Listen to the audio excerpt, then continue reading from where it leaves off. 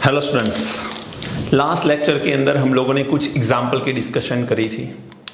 आज हम लोग और आगे थोड़े डिफिकल्ट, जो आगे पढ़े हैं उससे ज़्यादा डिफिकल्ट, वैसे डिफिकल्ट है नहीं बट कंपैरेटिवली थोड़े ज़्यादा ट्रिक वाले एग्जाम्पल देखेंगे। हम लोगों को थोड़े टफ एग्जाम्पल आज कंप्लीट करने हैं। चलिए आइए, उसमें से सबसे पहला एग्जाम्पल है, बहुत आसान वाला ही है, लेकिन इसमें बहुत अच्छे से, मैं बोल रहा हूँ बहुत अच्छे से एक इजी मिस्टेक हो जाती है, तो थोड़ा ध्यान रखना। बहुत आसान है वैसे सवाल तो। Calculate the mass of urea required in making 2.5 kg of 0.25 molar aqueous solution. हम लोगों को एक्वायस सॉल्यूशन बनाना है जिसका सॉल्यूशन का मास कितना है 2.5 kg। हमको कितने मोलालिटी वाला सॉल्यूशन बनाना है 0.25 मोलर, दैट मीन्स मोलालिटी। तो सबसे पहले इसका मतलब आपको पता होना चाहिए 0.25 molar means 0.25 mole of urea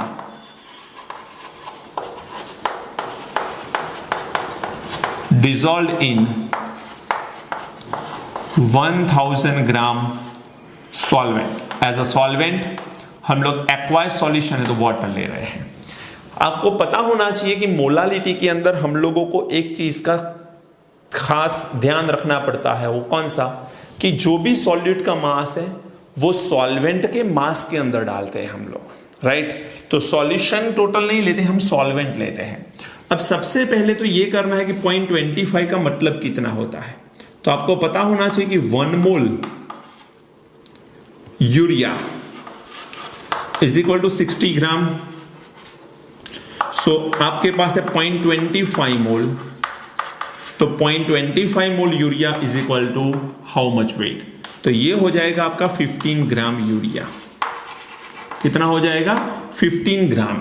अब आपके पास total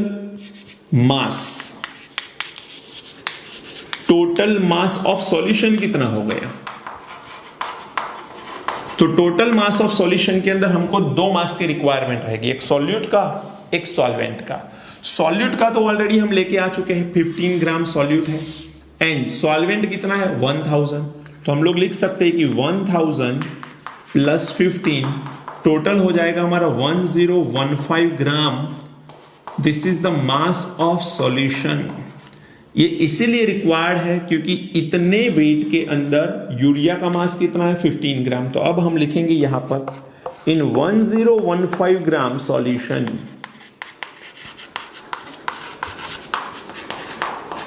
15 gram urea is present.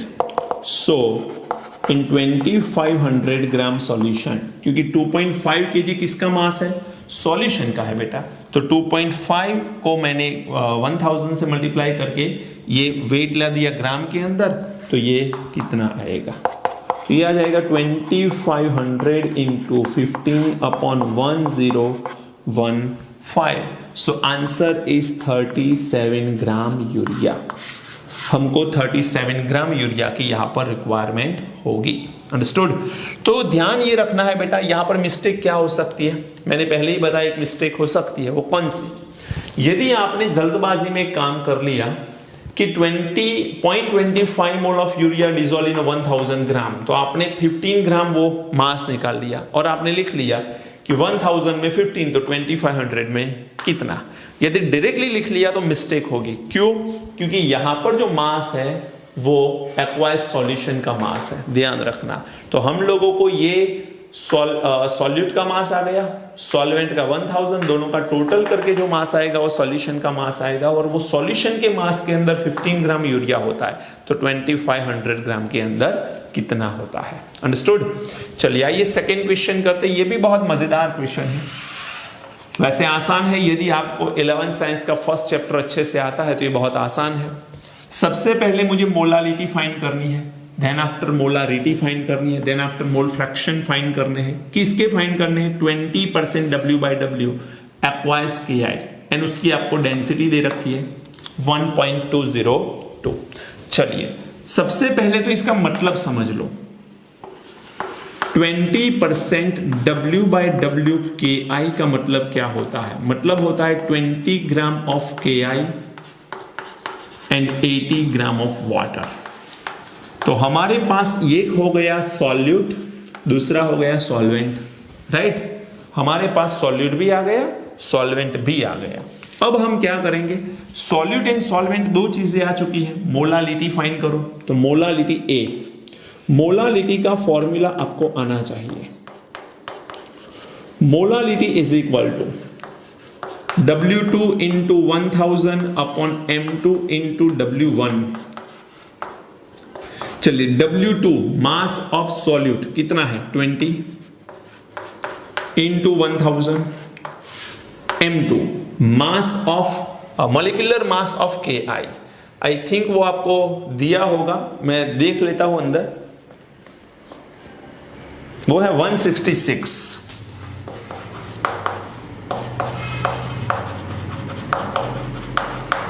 ये Ki का मॉलिक्यूलर मास है 166, याद रखना। तो this is 166 into W1। W1 का मतलब होता है मास ऑफ सॉल्वेंट, कितना है 80। तो यहां पर आपको मिलेगी मोलालिटी, एंड मोलालिटी की वैल्यू हमको मिलेगी 1.5 मोलल। तो ये पहला क्वेश्चन हमारा सॉल्व हो गया। अब सेकेंड पॉइंट में आपको क्या बोलता है, सेकेंड पॉइंट में बोला गया है मोलारिटी फाइंड करिए। मोलारिटी के लिए फॉर्मूला यदि याद है आपको, तो आप लोगों को वॉल्यूम की जरूरत पड़ती है। वॉल्यूम लाने के लिए हमको यहां पर क्या दे रखी है, डेंसिटी, तो उसका यूज करेंगे हम लोग। तो यहां पर लिखेंगे density is equal to, density का मतलब क्या होता है, मास बाय वॉल्यूम। अब डेंसिटी कितनी दे रखी है 1.202। आपको मास पता है किसका, सॉल्यूशन का 100। क्यों, क्योंकि परसेंटेज दे रखे, तो परसेंटेज में टोटल मास ऑफ सॉल्यूशन कितना होता है 100, एंड हमको फाइंड क्या करना है, वॉल्यूम फाइंड करना है। तो volume is equal to 100 divided by 1.202। 100 को 1.202 से डिवाइड करोगे तो आंसर आएगा 83.2 ml। 83.2 ml। अब इसको हमें मोलारिटी के फॉर्मूला में रखना है। तो अब लिखते हैं मोलारिटी इज इक्वल टू, ये समझ में आया होगा आपको 83.2 ml। अब मोलारिटी की फॉर्मूला में रख लो इसे, W2 into 1000 upon M2 into volume इन ml। W2 कितना, तो जो मोलारिटी में है वही है 20 इंटू 1000, मॉलिक्यूलर मास है 166 एंड वॉल्यूम है 83.2, जो हमने यहां पर अकॉर्डिंग टू डेंसिटी हमने फाइंड किया है। तो यहां पर हमको मोलारिटी का वैल्यू बाय कैलकुलेशन मिलेगा, एंड वो है 1.44 मोलर। तो ये हमारा सेकेंड आंसर आ गया 1.44 मोलर। अब हमको थर्ड पॉइंट क्या फाइंड करना है, मोल फ्रैक्शन। चलिए, मोल फ्रैक्शन फाइंड करने हैं तो सबसे पहले मुझे N1 एंड N2 निकालना होगा। N1 हम लोग लिखते हैं सॉल्वेंट के लिए, सॉल्वेंट के मोल, तो यहां पर लिखेंगे weight upon molecular mass. Solvent का मास कितना है 80, उसका मॉलिक्यूलर मास 18, तो यहां पर मुझे मिलेगा 4.44 मोल। N2 सॉल्यूट के लिए कितना है 20 अपॉन 166, तो इट विल बी 0.120। अब ये हो गया हमारे सॉल्यूट के लिए। We are using 2 for solute and we are using 1 for solvent, remember this point. तो यहां पर मुझे Ki के मोल फ्रैक्शन की जरूरत है, तो सॉल्यूट ऊपर आएगा, नीचे दोनों का टोटल आएगा। तो यहां पर मेरा N2 है 0.120, नीचे हमारा आता है 4.44 प्लस 0.120। तो यहां पर फाइनली मुझे मोल फ्रैक्शन मिलेंगे Ki के, विच इज 0.0263। तो यहां पर मुझे Ki के मोल फ्रैक्शन की वैल्यू मिलेगी। अंडरस्टूड। तो ऐसे हमको मोल फ्रैक्शन ऑफ Ki मिल रहे हैं 0.0263। ओके, चलिए नोट करिए, फिर आगे बढ़ते हैं। चलिए आगे बढ़ते हैं। नेक्स्ट क्वेश्चन है हमारे पास, और एक मजेदार क्वेश्चन है वैसे देखा जाए तो।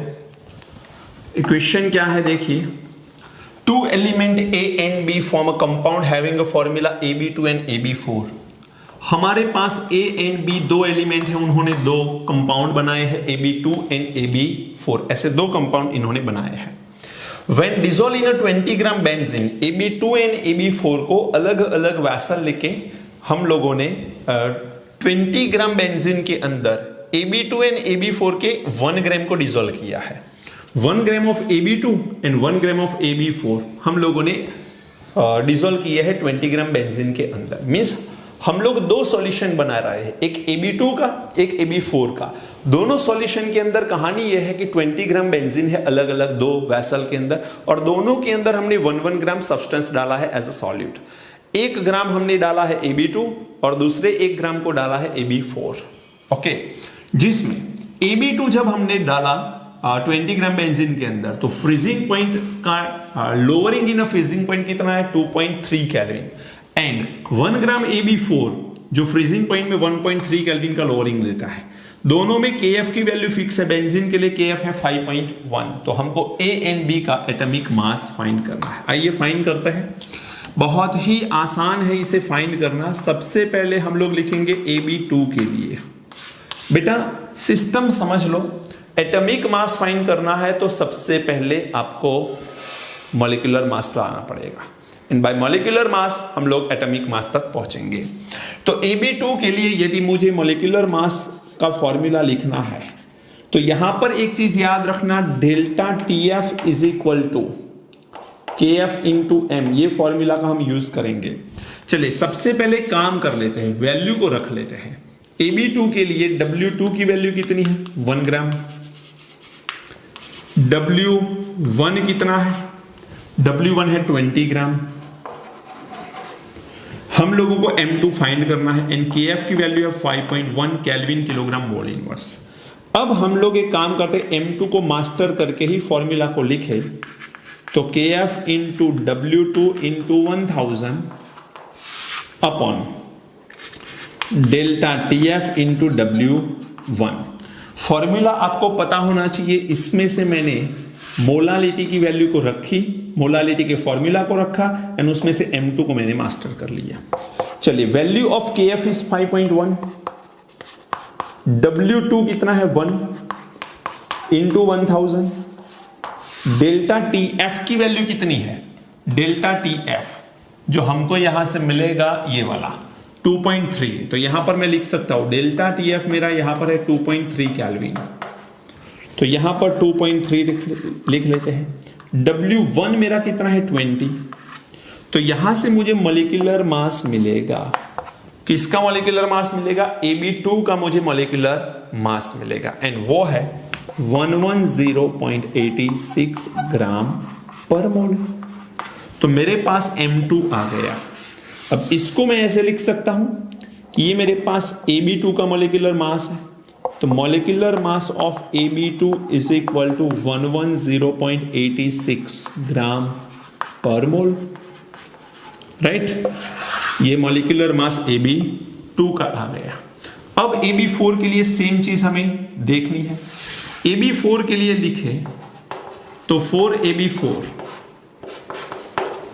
W1 कितना है 20,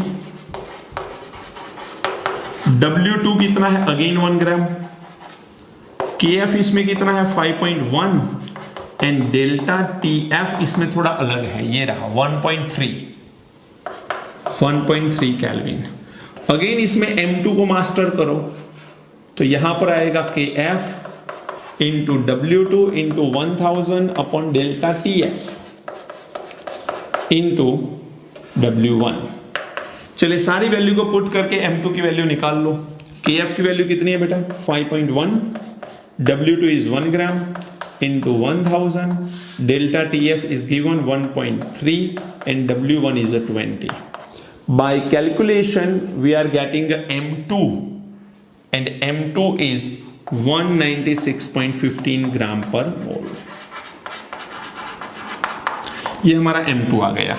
ये वैल्यू किसकी है, मॉलिक्यूलर मास ऑफ AB4 है ये 196.15। अब मैं काम कर रहा हूं, थोड़ा समझना ध्यान से। मुझे मॉलिक्यूलर मास की जरूरत पड़ती है क्योंकि मुझे एटॉमिक मास तक पहुंचना है। तो अब हम क्या करेंगे, AB4 के लिए मैं लिख रहा हूं एक ए है एंड 4 बी है, सबका मिला के मास आता है 196.15, माइनस में कर रहा हूं इसके मॉलिक्यूलर मास को। एक ए एंड 2 बी का है ये, तो यहां पर मैं लिखूंगा 1A प्लस 2B, वो है हमारा 110.86। चलिए अब आप जब डिवाइड करोगे, मींस इक्वेशन 2 है उसको इक्वेशन 2 में से इक्वेशन 1 को डिवाइड किया तो A एंड A हट जाएंगे, remaining is 2B and 2B is equal to, ये जब आप माइनस करोगे तो माइनस मिलेगा 85.29, तो यहां पर B का मास मिलेगा मुझे 42.65 ग्राम पर मोल। ये मुझे B का एटॉमिक मास मिल गया, राइट। अब मुझे A का लिखने के लिए या A को फाइंड करने के लिए put this value in equation 1। अब मान के चलो ये इक्वेशन 1 है और ये इक्वेशन 2 है, तो इक्वेशन 1 में डालो इसे, तो A प्लस 4B है ना, सॉरी इसे इक्वेशन 2 लिखना पड़ेगा, इसे इक्वेशन 1 लिखना पड़ेगा। वैसे कोई फर्क नहीं पड़ता है, लेकिन फिर भी AB2 AB4 हमने बाद में ढूंढा है तो उसको सेकंड नंबर देते हैं, और ये पहले हमने फाइंड किया तो इसे नंबर 1 देते हैं, और कुछ रीजन नहीं है इसके पीछे। तो यहां पर मेरे पास आएगा 2B, B की वैल्यू 42.65, 110.86, तो यहां पर A की वैल्यू जब मैं फाइंड करूंगा तो मल्टीप्लाई करके उसमें से सब्सट्रैक्ट होगा, सब्सट्रैक्ट करने के बाद मुझे वैल्यू मिलेगी 25.57 ग्राम पर मोल। तो ये हमारा आ गया A का एटॉमिक मास। अंडरस्टूड? समझ में आ रहा है पॉइंट? तो ऐसे A एंड B का हम लोग फाइंड कर सकते हैं। ये तो हो गई मेथड। यदि आपको MCQ पूछते हैं तो MCQ में आपको करना क्या है, 4 ऑप्शन होंगे A, B, C, D, हर एक में A की वैल्यू दे रखी होगी कुछ ना कुछ, और हर एक में B की वैल्यू भी कुछ ना कुछ दे रखी होगी। यदि आप लोग एक काम करो, ये मॉलिक्यूलर मास यदि किसी का भी आपको पता है तो बहुत आसानी से आप फाइंड कर सकते हो कि A की वैल्यू एंड B की वैल्यू AB2 में डालो, एक बार A और 2 बार B लेके, यदि 110.86 हो रहा है A की वैल्यू A ऑप्शन वाली वैल्यू से, तो आंसर इज A। यदि नहीं हो रहा है तो B के लिए फाइंड करो, C के लिए फाइंड करो, D के लिए, कुछ ना कुछ कोई ना कोई के लिए, तो आपका आंसर आ ही जाएगा। लेकिन ये तो तब पता है या तब यूजफुल है जब आपको मॉलिक्यूलर मास पता है। लेकिन आई थिंक कि मॉलिक्यूलर मास तक यदि जाना ही है तो मॉलिक्यूलर मास को फाइंड करने के बाद तो आप लोग डिवाइड करके बहुत आसानी से A एंड B की वैल्यू को फाइंड कर सकते हो। अंडरस्टूड? चलिए इसे नोट डाउन कर लीजिए, फिर नेक्स्ट लेक्चर में मिलते हैं।